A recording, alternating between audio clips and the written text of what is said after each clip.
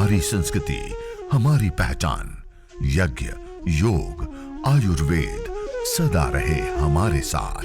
भारत के प्राचीन ग्रंथों एवं आधुनिक विज्ञान का दिव्य संगम, यज्ञ महिमा।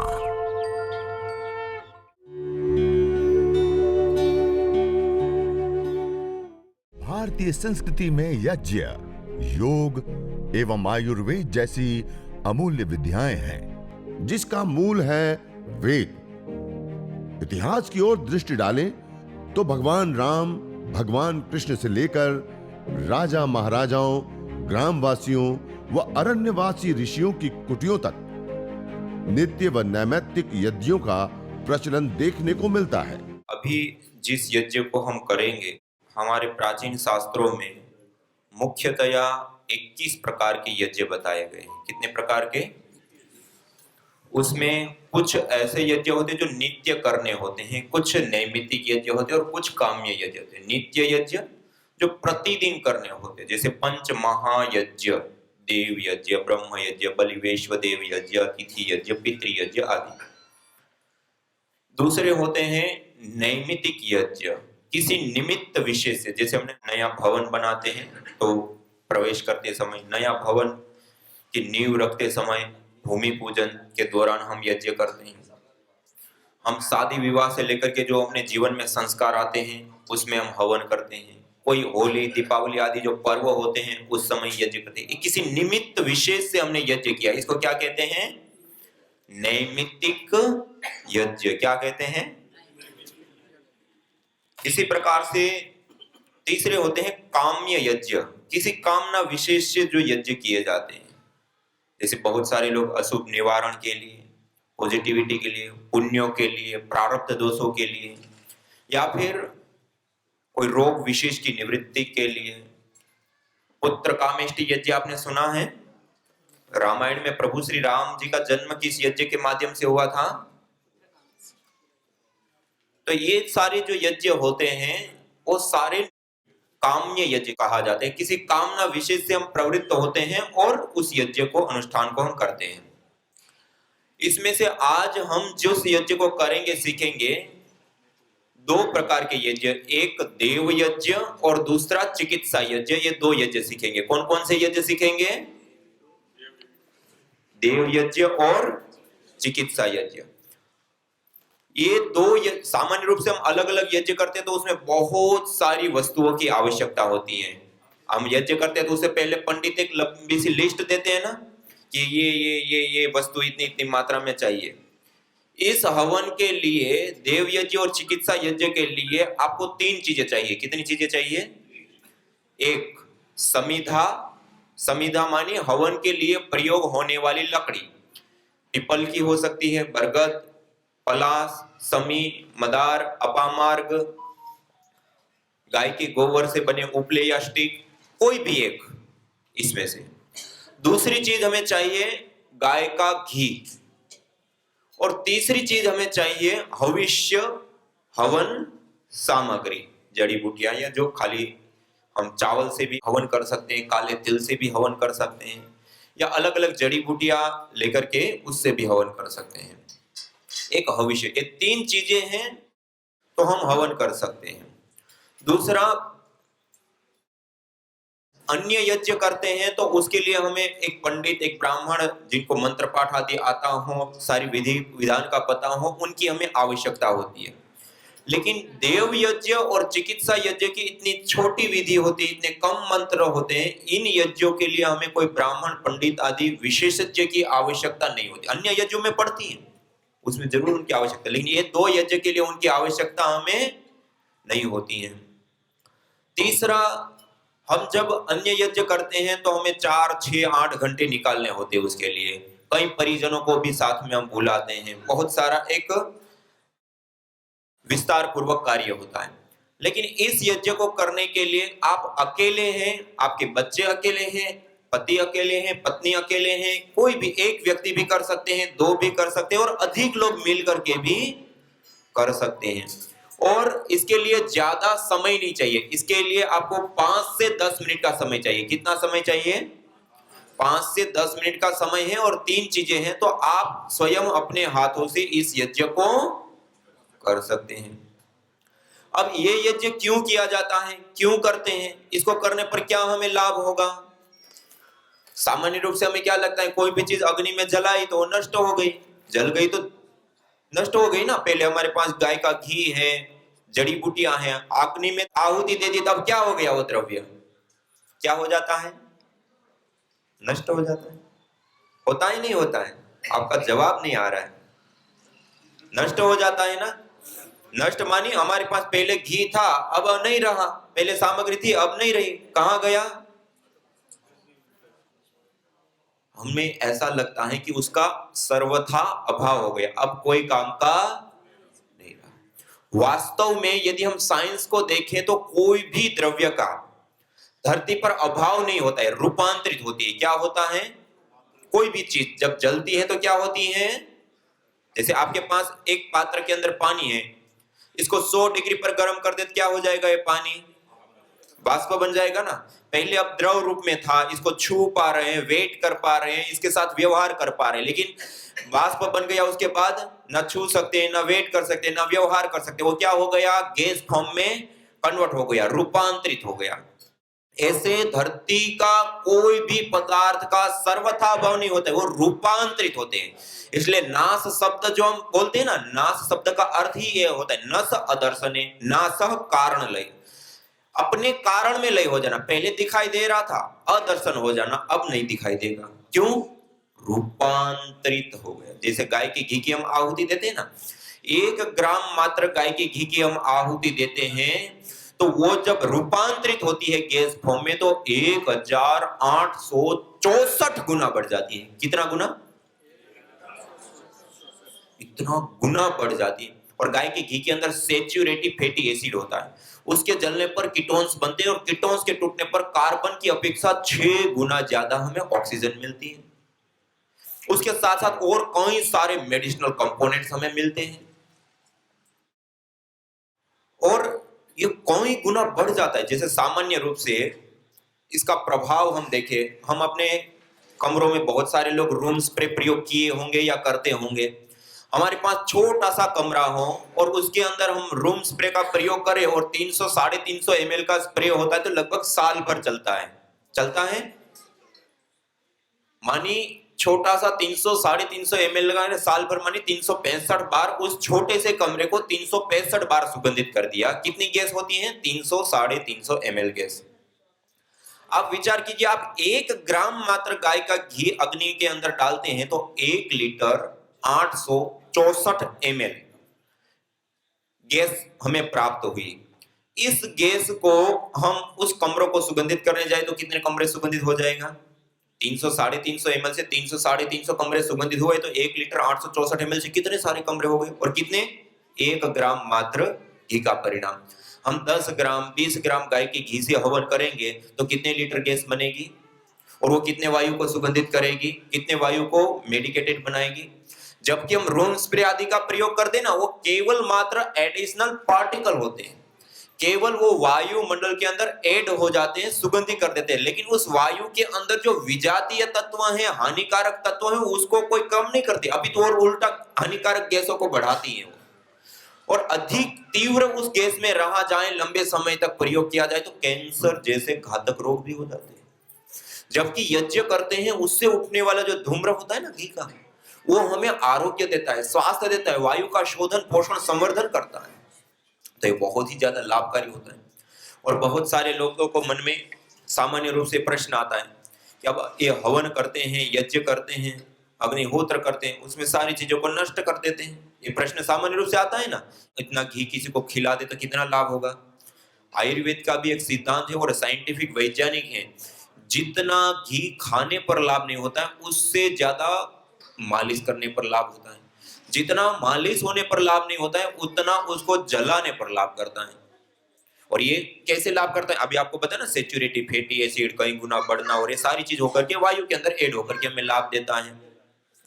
अब देखिए, हम इस हवन को हर रोज यदि करें तो हमें क्या लाभ मिलेगा?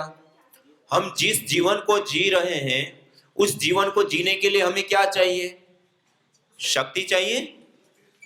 शक्ति से चलते हैं नहीं चलते हैं? शक्ति को प्राप्त करने के लिए हम क्या करते हैं? आहार लेते हैं। वो आहार हम कितने रूपों में लेते हैं? हम जो आहार लेते हैं वो कितने रूपों में लेते हैं? 3 रूपों में लेते हैं। कितने रूपों में लेते हैं? ठोस, द्रव और गैस। धरती पर इन 3 रूपों में पदार्थ पाए जाते हैं और इन तीनों ही रूपों में हम आहार लेते हैं। ठोस रूप में रोटी, दाल, चावल आदि लेते हैं। द्रव रूप में पानी, दूध, जूस आदि हम लेते हैं और गैस रूप में वायु लेते हैं। इन 3 रूपों में हम आहार लेते हैं और इन तीनों ही रूपों में हम अवशेष छोड़ते हैं। अब ये जो 3 रूपों में हम आहार लेते हैं उसमें 24 घंटे में हम सबसे ज्यादा आहार कौन सा लेते हैं? हम भोजन कितनी बार लेते हैं? ठोस रूप आहार, रोटी, दाल, चावल 2 बार, 3 बार। पानी, दूध, जूस आदि द्रव रूप आहार कितनी बार लेते हैं? 10 बार, 15 बार। ठंडी है तो थोड़ा कम, गर्मी है तो थोड़ा ज्यादा। और गैस रूप आहार वायु कितनी बार लेते हैं? अभी तक किसी ने गिना ही नहीं कि दिन में कितनी बार लेते हैं। एनी टाइम खाते पीते उठते बैठते चलते फिरते, यहां तक कि रात को हम सो जाते हैं तब भी हर एक सेकेंड कोई आहार ले रहे हैं। तो कौन सा ले रहे हैं? कौन सा लेते हैं? वायु। हमारे द्वारा सबसे ज्यादा लिए जाने वाला कोई आहार है तो वो क्या है? वायु। और ज्यादा ही नहीं, ज्यादा के साथ साथ सबसे इंपॉर्टेंट महत्वपूर्ण आहार, हम रोटी, दाल, चावल, ठोस रूप आहार लेना छोड़ दे तब भी हम 2 से 3 महीना जीवित रह सकते हैं। हम पानी, दूध, जूस आदि द्रव रूप आहार लेना छोड़ दे तब भी हम 2 से 3 सप्ताह जीवित रह सकते हैं। लेकिन गैस रूप आहार वायु छोड़ दे तो 2 से 3 मिनट भी जिंदा नहीं रह सकते। मानी सबसे ज्यादा और सबसे इंपॉर्टेंट महत्वपूर्ण, जिसके बिना 2 मिनट भी हमारा जीवन संभव नहीं है, वो कोई हमारा आहार है तो क्या है? वायु रूप आहार। उस वायु का शोधन करना, उस वायु का पोषण करना, उस वायु का संवर्धन करना, उस वायु को मेडिकेटेड बनाना, उस वायु को सुगंधित करना, उस वायु के अंदर जीवनीय शक्ति का संचार करने का कार्य किसी माध्यम से संपन्न होता है तो वो यज्ञ, हवन, अग्निहोत्र। ये बहुत बड़ी चीज है। और दूसरा लाभ देखिए, आज हम जिस अथाह वायु के समुद्र के अंदर श्वास लेते हैं ना, उसमें 2 प्रकार के पार्टिकल पाए जाते हैं। एक होते हैं धन आवेशित कण और एक होते हैं ऋण आवेशित कण। एनायन और कैटायन कहते हैं मेडिकल की भाषा में। इसमें जहां पर शहरीकरण है, औद्योगिकीकरण है, भीड़ भाड़ वाले इलाके, ऐसे स्थानों पर धन आवेशित कणों की बाहुल्यता होती है। उसमें जब हम रहते हैं तो हमारे शरीर के अंदर ब्लड सीरोटोनिन की मात्रा में चेंज आते हैं, जिसके परिणाम स्वरूप हमारी पूरी बॉडी एसिडिक हो जाती है। कैसी हो जाती है? एसिडिक, अम्लीय। और एसिडिक बॉडी, एसिडिक शरीर हो जाता है तो उसके अंदर अनेक प्रकार के रोग आते हैं, हो जाते हैं। और जब हम बीमार होने पर एसिडिक बॉडी होते हुए हम दवाइयां लेते हैं ना, उसका असर नहीं होता है तेजी से। ज्यादा भारी मात्रा में दवाई लेते हैं तो वो दवाई लेने पर ठीक होगा, जैसे ही आप दवाई छोड़ देंगे फिर वापस हो जाएगा। और होता है क्यों होता है? हमारी बॉडी एसिडिक बनती है। दूसरा होता है ऋण आवेशित कण वायु के अंदर। वो स्वाभाविक रूप से जहां पर झरने, नदी, तालाब, समुद्र के तट, पहाड़ी क्षेत्र या जहां जंगल हो, पेड़ पौधे हो, बागवान हो, ऐसे स्थानों पर ऋण आवेशित कणों की बाहुल्यता स्वाभाविक रूप से पाई जाती है। उस वायुमंडल के अंदर जब हम रहते हैं तो उसमें 2 लाभ विशेष रूप से प्राप्त होता है। एक लाभ, हमारे जो हार्मोन्स होते हैं उस हार्मोन्स को चेंज करता है। स्ट्रेस हार्मोन्स को एकदम से डाउन लाता है और गुड हार्मोन्स को बढ़ा देता है। इसलिए आप सबका अनुभव होगा, आप कभी नदी के किनारे गए हो, समुद्र के तट पे गए हो, कोई जंगल हो, ऐसे स्थान पे घूमने जाते हैं, वहां जाते ही कैसी फीलिंग आती है? अलग सी फीलिंग आती है, बिल्कुल रिलैक्स, प्रसन्नता, एक आह्लादपन, अलग स्थिति में होते हैं। क्यों? वो हार्मोन्स ऋण आवेशित बाहुल्य वायुमंडल ने चेंज कर दिया। दूसरा लाभ उसका होता है, हम उस वायुमंडल के अंदर यदि रहते हैं तो हमारी पूरी बॉडी अल्कलाइन हो जाती है, क्षारीय हो जाती है। कैसी हो जाती है? क्षारीय। और क्षारीय शरीर के अंदर कोई रोग होता ही नहीं है, और हो भी गया है तो शीघ्रता से ठीक हो जाता है। इसलिए कई सारे ऐसे रोग होते हैं ना, और कई व्यक्ति ठीक नहीं होते, तो उनको क्या कहते हैं डॉक्टर कि इसको आप कहीं ऐसे बागवान, ग्रामीण क्षेत्र या जहां जंगल या ऐसे स्थान हैं, ऐसे स्थान पर साल में महीने, 2 महीने, 6 महीने कुछ उसमें रुकने का बनाते हैं। इसको आयन चिकित्सा कहते हैं। क्या कहते हैं? आयन चिकित्सा, मेडिकल की भाषा में। अब आप विचार कीजिए, हम जो आज हवन करेंगे 5 से 10 मिनट का, इस हवन को जिस स्थान पर प्रतिदिन हम करते हैं, वहां के वायुमंडल के अंदर प्रति सेंटीमीटर एयर के अंदर 200 से 400 ऋण आवेशित कण पाए जाते हैं। ये इतनी बड़ी और भारी मात्रा होती है, जो घना जंगल हो और वहां के वायुमंडल में जितना पाया जाता है, उतना हम अपने हाथों से छोटा सा यज्ञ करके अपने घर के अंदर जंगल जैसा वायुमंडल बना सकते हैं। ये इतनी बड़ी चीज है। साथ में एक और लाभ है इससे संबंधित। आज अल्कलाइन बॉडी बनाने के लिए कि रोग हो ना, और हो भी गया तो ठीक हो, इसके लिए अल्कलाइन वाटर पीने के लिए कहते हैं, पानी पीने के लिए, क्षारीय पानी पीने के लिए कैंगन वाटर करके आता है। 2.5 लाख या 3.5 लाख रुपए की मशीन आती है। उस पानी को, क्योंकि हमारे शरीर के अंदर 70% पानी होता है, तो उस पानी को पीते तो हमारी पूरी बॉडी क्या हो जाती है? अल्कलाइन हो जाती है। हम ये जो हवन करते हैं, यज्ञ करते हैं, उसके बाद जो अवशेष, भस्म, राख, भभूति जो बच जाती हैं, उसको थोड़ा पीस लेते हैं, खरल कर लेते हैं। उसके बाद छान करके 1 गिलास पानी में 1-2 चुटकी डाल दो और हिला दो। अब ये पानी को जब लेबोरेटरी के अंदर टेस्ट करते हैं ना, जो 3.5 लाख रुपए की मशीन करके देती है ना, वो पानी आपकी 1 चुटकी भस्म करके देती है। और इतना ही नहीं, उसके साथ साथ उस पानी के अंदर, जिसको घुटनों में दर्द, कमर में दर्द या टक टक की आवाज हड्डियों में आती रहती है, कैल्शियम की कमी, वो कैल्शियम भी उसके अंदर आ जाता है। आयरन, जिनको रक्ताल्पता हो जाती है, क्लिष्टता हो जाती है, पतले हो जाते हैं रक्ताल्पता के कारण, इसके अंदर आयरन की मात्रा भी होती है। Calcium, iron, zinc, potassium, magnesium, ये जो खनिज हमें चाहिए वो भी उस पानी में आ जाते हैं यज्ञ की भस्म में। और कई सारे लोगों ने जो प्रयोग किया, उसमें सामने आया कि इस पानी का प्रयोग करने पर विटामिन की डेफिशिएंसी, एलर्जी होती है।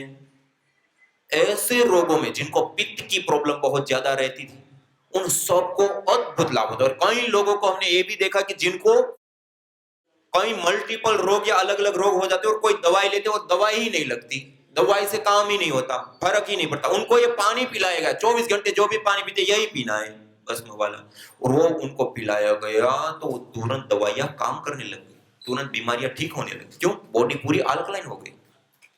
ये भस्म में भी ये लाभ होता है।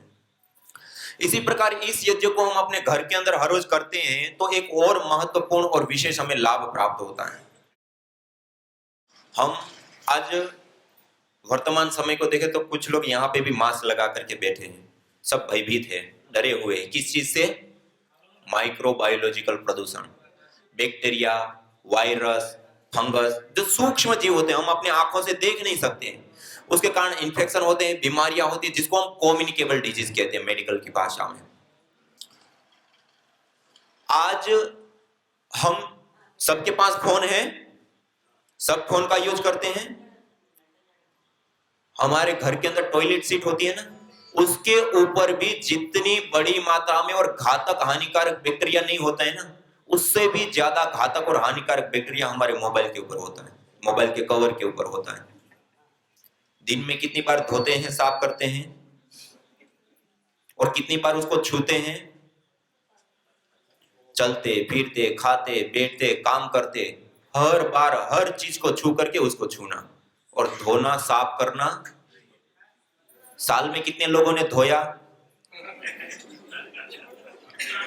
साल में भी नहीं साफ कर पाए।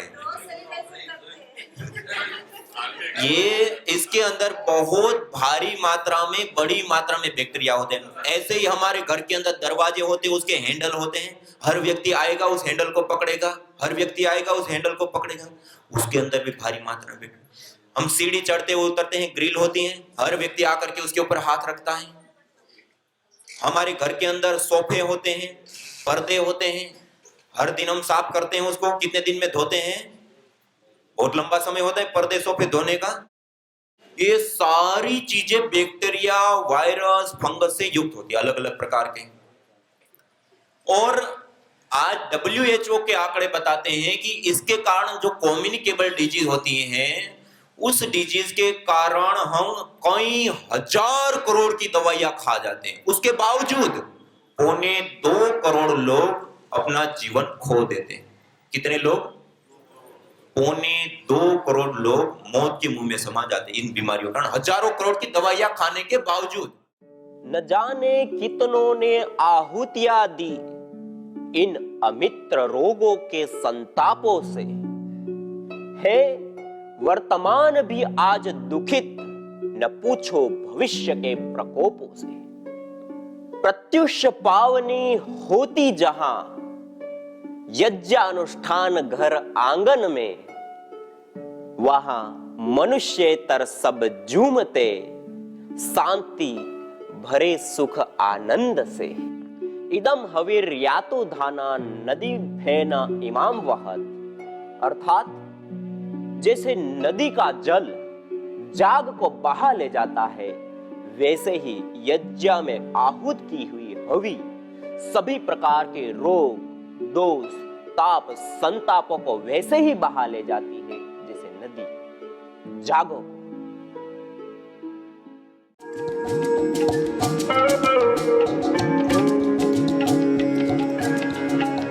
वातिष्ठी हवन सामग्री जो विशेष करके निर्गुंडी, रासना, अश्वगंधा, गिलोय, पुनर्नवा, बला, नागरमोथा, अजवाइन, अरंड, गुड़वज, अमलतास, पारिजात, गुगुल आदि विशेष द्रव्यों से निर्मित इस वातिष्ठी हवन सामग्री से हवन करने पर उत्पन्न धूम्र के अंदर डीऑक्सिस परग्युलिन, आर लिमोनिन, फोलिक एसिड जैसे विशेष कंपोनेंट्स, मॉलिक्यूल्स, फाइटोकेमिकल्स पाए जाते हैं, जो गठिया, जोड़ों का दर्द, जकड़न, सर्वाइकल, सियाटिका आदि वातज रोगों में विशेष करके लाभदायी होती है। यज्ञ भारतीय संस्कृति की मुकुट मणि है, प्रतीक है, मूल है। मानव जीवन के हर पहलू के साथ यज्ञ जुड़ा हुआ है, चाहे वह संस्कार हो, चाहे पूजा पाठ, या फिर पर्व से लेकर हर शुभ अशुभ अवसरों में भी यज्ञ करने की सार्वभौमिक, वैज्ञानिक एवं पंथ निरपेक्ष पावनी परंपरा रही है। आइए हम संकल्प लें, संसार के श्रेष्ठतम कर्म यज्ञ को अपनाएं। पिंड और ब्रह्मांड में संतुलन कायम करने वाले यज्ञ को अपने जीवन का अभिन्न अंग बनाएं एवं प्रकृति मां के प्रति अपने ऋणों को अदा करें। विश्व स्वास्थ्य का एक नारा, यज्ञ से होगा जग उजियारा।